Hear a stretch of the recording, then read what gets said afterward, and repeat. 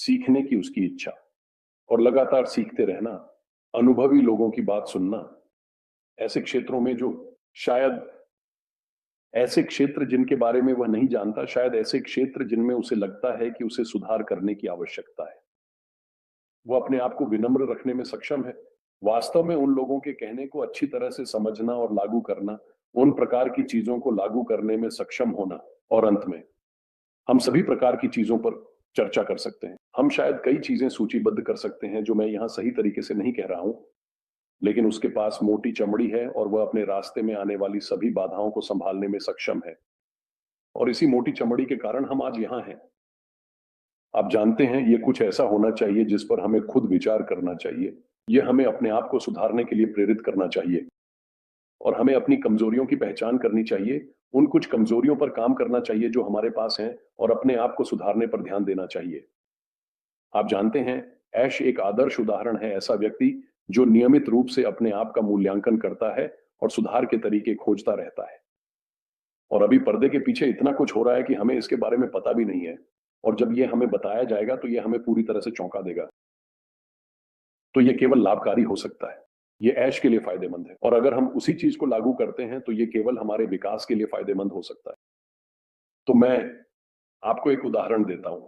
हाल ही में मेरे चर्च में मेरे पादरी के पास पीएचडी है थियोलॉजी में, और उनके पास कई अन्य डिग्रियां हैं, और उसने ये सभी शोध पत्र लिखे हैं, और वह हमेशा इतनी सारी जानकारी को आत्मसात करता है। और मैंने उससे पूछा, मैंने कहा, तुम इस विशाल मात्रा की जानकारी को कैसे व्यवस्थित करते हो जो तुम नियमित रूप से ग्रहण कर रहे हो? तो उसने कहा, ओह, उसने मुझे कुछ बातें बताई जो उसने की, और आप जानते हैं ये मेरे समझ से परे था, आप जानते हैं। और फिर उसने कहा, मैं तुम्हें एक किताब की सिफारिश करना चाहता हूं। और उसने एक किताब की सिफारिश की जिसका नाम है कैसे एक किताब पढ़ें, और ये एक क्लासिक है। ये 1940 में लिखी गई थी। ये बुद्धिमान पढ़ाई के लिए एक क्लासिक गाइड है, और ये एक आदमी है जिसका नाम मॉर्टिमर ऑल्डर है, एल्डर। और मैंने इसे खरीदा और पढ़ना शुरू किया, और यह पढ़ाई के हर स्तर को संबोधित करता है, प्राथमिक से लेकर, जिसे वे प्रणालीबद्ध स्किमिंग कहते हैं, तेज पढ़ाई, तकनीकी सामग्री पढ़ने तक, और हमारी समझ को सुधारने तक। एक चीज जो मैंने देखी वह यह है कि मैंने कहा, ठीक है, आप जानते हैं हम कितनी बार देख सकते हैं, और हम एक किताब उठाते हैं और उसे देखते हैं और कहते हैं, मुझे आश्चर्य है कि क्या मैं वह किताब पढ़ना चाहता हूं, और हम कभी भी सामग्री सूची नहीं पढ़ते, हम कभी भी अनुक्रमणिका पर नहीं देखते, हम वास्तव में शीर्षक को इतना नहीं पढ़ते। हम कहते हैं, ये किताब मुझे सिफारिश की गई थी तो मैं बस इसे पढ़ने जा रहा हूं। खैर, किताब को स्किम करने की एक कला है जहां आप सामग्री सूची पढ़ते हैं। आप एक अध्याय में कुछ पन्ने पढ़ते हैं और आप यह समझते हैं कि क्या आप वास्तव में वह किताब पढ़ना चाहते हैं या नहीं, और ये इसमें जाता है। मेरा मतलब है, ये सिर्फ इसका एक हिस्सा है, और इसे प्रणालीबद्ध स्किमिंग कहते हैं। तेज पढ़ाई और अन्य तकनीकें जो हमारी समझ को सुधारने में मदद करती हैं। अब हम जानकारी को आत्मसात करने जा रहे हैं। मैं इसके बारे में सोचने लगा, और हम ऑन पैसिव के साथ बहुत सारी नई जानकारी को आत्मसात करने जा रहे हैं। और वह नई जानकारी, आप जानते हैं, हम इसे ले सकते हैं या छोड़ सकते हैं, लेकिन जितना अधिक हम उस जानकारी को आत्मसात करने के लिए मेहनत करेंगे, उतना ही अधिक हम सीखेंगे, और ये उतना ही बेहतर होगा, क्योंकि हम उत्पाद के बाद उत्पाद होने जा रहे हैं। हम सभी के मालिक होंगे, लेकिन हम सभी में विशेषज्ञ नहीं बनने जा रहे हैं।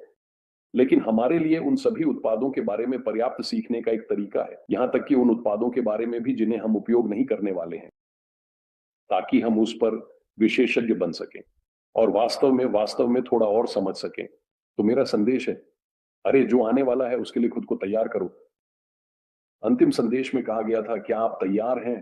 क्या आप तो ये तैयार होने के छोटे छोटे तरीकों में से एक है, बस अपने आप को सुधारो। और ऐसा करने के तरीकों में से एक है अपनी सांस लेने के स्तर को सुधारना। दृष्टि बड़ी और बेहतर है। यह एक खूबसूरत पंक्ति है। यह कुछ ऐसा है जिसने मुझे बस पकड़ लिया है। दृष्टि बड़ी और बेहतर है। मैं ये कहना चाहूंगा, जब ऐश बुफारा जीवित है,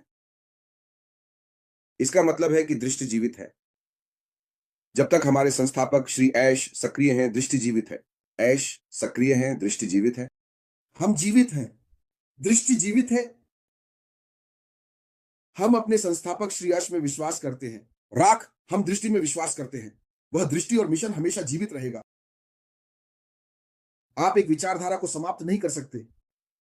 जाकर इतिहास को देखो। जब एक विचारधारा बनती है तो यह जन्म लेती है और यह बढ़ती है, यह उड़ान भरती है। आप इसे समाप्त नहीं कर सकते। यही है जिसके बारे में हम यहां बात कर रहे हैं। हम उस गड़गड़ाहट को सुन सकते हैं। क्या तुमने वह गड़गड़ाहट याद की? गड़गड़ाहट तेज होती जा रही है और हम उस हिमस्खलन के टूटने की आवाज सुन सकते हैं। तो चलो आगे बढ़ते रहें। हम आगे बढ़ते रहेंगे। हम इस पर विश्वास करते रहेंगे, इस दृष्टि में, इस मिशन में, जो एक बार जीवन में आता है। एक ऐसा आदमी जो एक बार जीवन में आता है, आसमुफारे के स्कूल में। लोग, आप जानते हैं, हमारी दृष्टि जीवित है। हाँ, और उसने हमें यह बताया हमारी दृष्टि जीवित है क्योंकि हम दूसरी तरफ देख सकते हैं।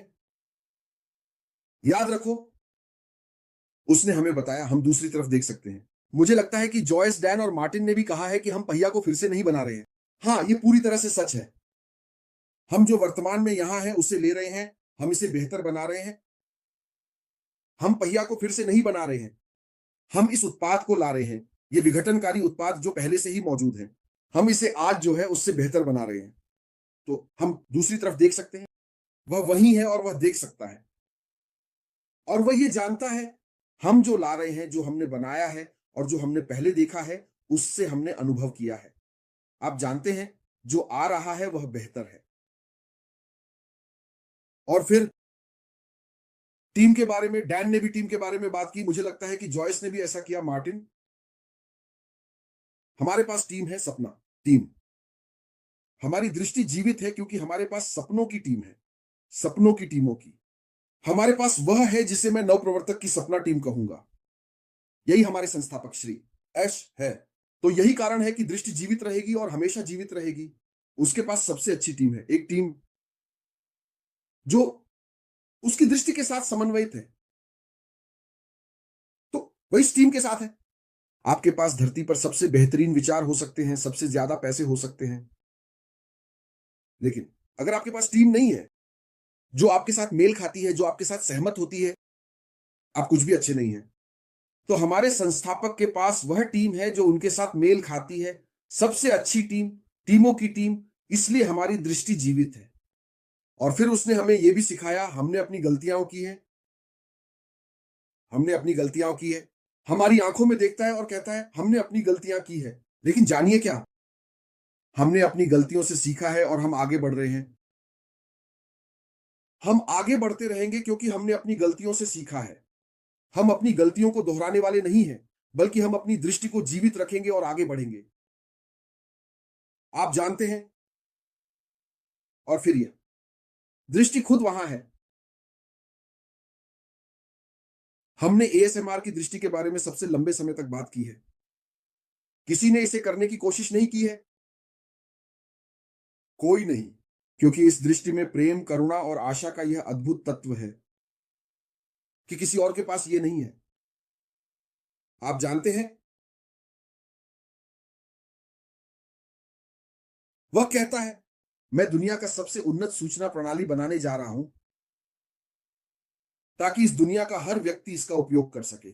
यह मायने नहीं रखता कि आपकी शैक्षणिक स्तर क्या है, आप इस प्रणाली में आ सकते हैं, इस प्रणाली का उपयोग कर सकते हैं। यह प्रणाली आपको एक वादा देने जा रही है।